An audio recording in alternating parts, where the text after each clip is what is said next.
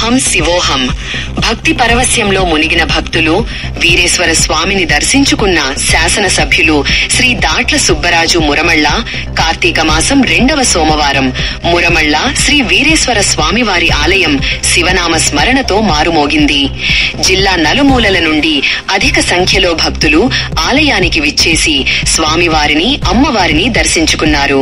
ముమ్మిడివరం శాసనసభ్యులు ప్రభుత్వ విప్ శ్రీ దాట్ల సుబ్బరాజు ఆలయంలో ప్రత్యేక పూజలు జరిపారు.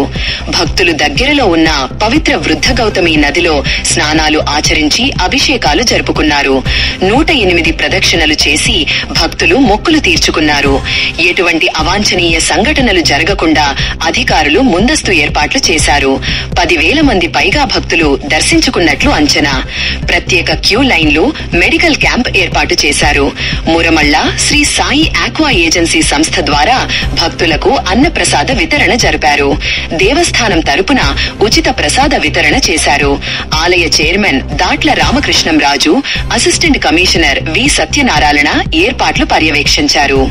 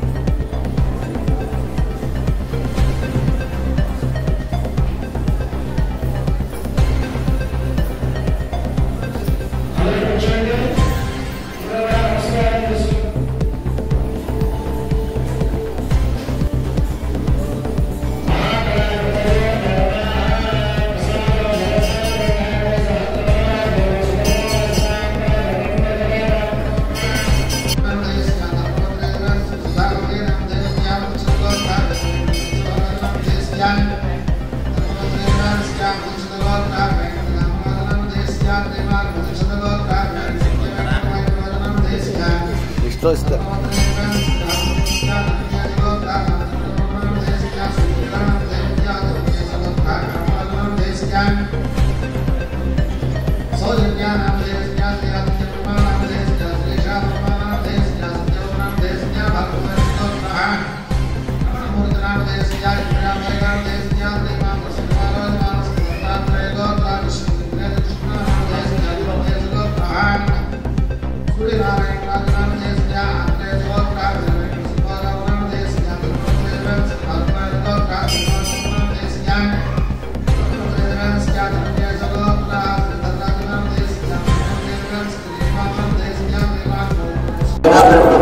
నమస్కారం అండి. నా పేరు సత్యనారాయణ. ఈ మురమళ్ళ గ్రామంలో వేయించేసినటువంటి శ్రీ వీరేశ్వర స్వామివారి దేవస్థానానికి కార్యనిర్వహణాధికారి పనిచేస్తున్నాను. ఈ కార్తీక మాసం సందర్భంగా మనం దేవాలయంలో విస్తృతమైనటువంటి ఏర్పాట్లు గతం కంటే మిన్నగా చేయడం జరిగిందండి. మనకి వచ్చినటువంటి భక్తులకి అందరికీ కూడా చక్కనైనటువంటి దర్శనం చేసే విధానంగా మనం క్యూ లైన్స్ ఏర్పాటు చేసుకున్నాము. అలాగే వచ్చినటువంటి భక్తులకి ప్రసాద వితరణ కార్యక్రమం, అదేవిధంగా ఈ సోమవారాలు 4 సోమవారాలు ఏవైతే ఉన్నాయో మరియు పౌర్ణమి రోజున కూడా మనం భక్తులందరికీ కూడా సుమారుగా 2000 మందికి అన్నప్రసాద వితరణ కార్యక్రమం కూడా నిర్వహణకి చేస్తున్నాము. ఇప్పుడు ఎల్లుండి మనకి వచ్చేటటువంటి కార్తీక పౌర్ణమి సందర్భంగా జ్వలాతోరణ కార్యక్రమం విశేషంగా ఈ జిల్లాలో మురమళ్ళ అంటేనే జ్వలాతోరణ కార్యక్రమం చక్కగా చేస్తారనే ఒక నానుడు ఉంది. ఆ విధంగా దానికి తగ్గట్టుగా అన్ని ఏర్పాట్లు చేసుకుంటున్నాము. ఇక్కడ అదేవిధంగా మనకి అమావాస్యకి పెద్ద ఎత్తున దీపోత్సవ కార్యక్రమం అంతా కూడా మనం చేయడానికి అన్ని సన్నాహాలు చేసుకున్నాము. ఈ కార్యక్రమంలో మనకి మన స్థానిక శాసనసభ్యుల వారు ఉచ్చిబాబు గారు కానీ, లేకపోతే దేవాలయం చైర్మన్ గారు దాట్ల రామకృష్ణరాజు గారు, అదేవిధంగా వైదిక సిబ్బంది అందరూ కూడా మంచి సహకారం అందించి భక్తులకు ఏ విధమైనటువంటి లోటు రాకుండా అన్ని ఏర్పాట్లు చేసుకుని ఈ రోజు కూడా జస్ట్ ఎమ్మెల్యే గారు వచ్చి కూడా వారు కూడా సాధారణ భక్తుల్లాగా లైన్లో వచ్చి దర్శనం చేసుకుని వెళ్ళారు. ఆయన ఇప్పుడు ఎక్కువ స్పెషల్స్ కోరుకోవడం అన్నది ఉండదు. ఆయన సామాన్య భక్తులుగా వచ్చారు. కొన్ని ఎమ్మెల్యే గారు కూడా ఈ రోజు వచ్చి కొన్ని సూచనలు చేసి ఉన్నారు. ఆ విధంగా వారు ఇచ్చినట్టు సూచనలు కూడా పరిగణలో తీసుకొని మనం ఈ కార్యక్రమాలు అంగరంగ వైభవంగా చేయడానికి కృషి చేస్తామని ఈ సందర్భంగా తెలియపరుచుకుంటున్నాను. Thank you. దేవస్థానం చైర్మన్గా నన్ను ఎన్నుకున్నారు. నాకు కార్తీక మాసం అందు అన్నీ బాగా చేసాం. కార్తీక మాసం భక్తులందరూ కూడా బాగా వచ్చారు. 2వ సోమవారం బాగా ఉన్నారు భక్తులు. అన్ని ఏర్పాట్లు చేసామండి. కార్తీక పౌర్ణం కూడా జలాతోరణం బాగా జరుపుతాం. ఇక్కడ మీరు అందరూ రావాలి అని చెప్తారు.